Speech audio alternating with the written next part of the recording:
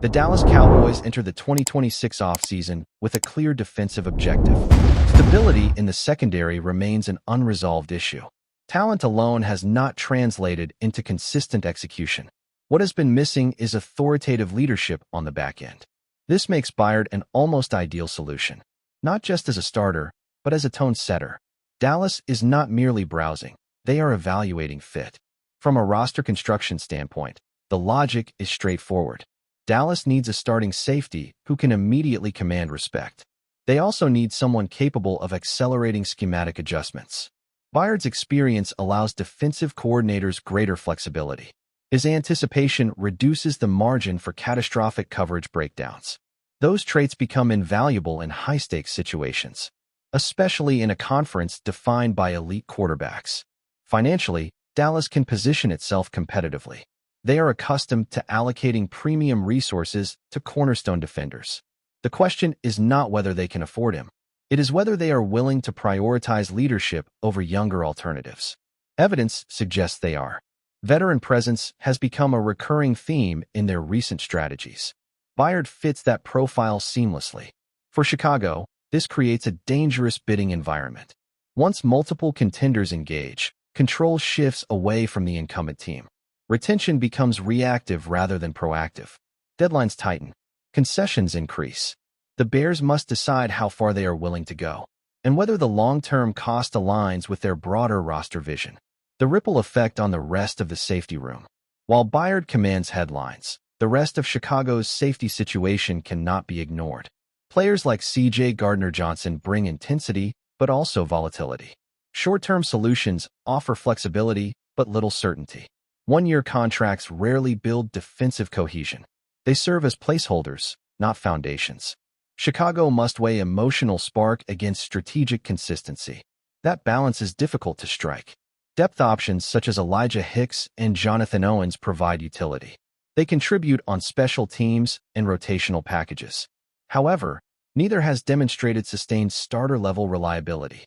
Asking them to anchor the secondary would be a significant gamble. Development can surprise, but planning on surprise is rarely wise. The Bears must be honest about internal ceilings. Depth cannot replace leadership. The absence of contracted safeties forces Chicago into a defensive crossroads. Either they invest heavily in retention, or they embrace a full-scale rebuild of the position group. Both paths carry risk. One risks cap inflexibility. The other risks immediate regression. There is no neutral option available. This is why Byard's decision matters so profoundly. His return would stabilize the room instantly. His departure would accelerate uncertainty. Every other move would then feel reactive. Free agency momentum often dictates perception inside the locker room. Players notice when leaders leave, and that perception lingers. A decision that extends beyond football. Byard himself has been clear about his mindset. Staying in Chicago is emotionally appealing. But professional reality introduces broader considerations. Family stability, long-term security, and competitive trajectory all matter. His comments reflect maturity, not indecision. Veteran players understand the brevity of their window, and they act accordingly. From Chicago's perspective, the challenge is multidimensional. They must balance loyalty with fiscal responsibility. They must prioritize leadership without compromising flexibility. And they must signal direction to the rest of the roster. Allowing a captain to leave sends a message. So does overpaying to keep one. Every option communicates intent. For Dallas, the calculation is simpler. They see an opportunity to solve multiple problems with one signing. Leadership, production, experience. Few free agents check all those boxes simultaneously. When they do, aggressive teams act quickly. Dallas has rarely been passive in such moments. Ultimately, this is not just a free agency storyline. It is a referendum on organizational priorities. Chicago must decide what kind of defense it wants to be. Dallas must decide how urgently it wants to contend. Kevin Byard sits at the intersection of those answers. And when March arrives, one franchise will gain clarity. The other may be left recalibrating. The upcoming 2026 offseason places the Chicago Bears in a precarious defensive position that goes beyond simple roster turnover. For a franchise attempting to stabilize its identity, the complete absence of contracted safeties exposes a deeper structural vulnerability. This is not a minor depth concern, but a full positional reset waiting to happen. When a defense loses continuity, its safety, communication, trust, and reaction speed often suffer first. Chicago's situation is magnified by the fact that this unit was central to their defensive success. Without swift action, schematic integrity becomes difficult to preserve. The margin for error in the secondary is already thin in today's NFL. What makes the situation more alarming is the quality of players set to hit free agency simultaneously. Losing one starter is manageable, but losing leadership, experience, and production at once creates compounding risk. Safeties are often the hidden conductors of defensive alignment. They see the field differently than any other position. When that vision disappears, confusion tends to replace confidence.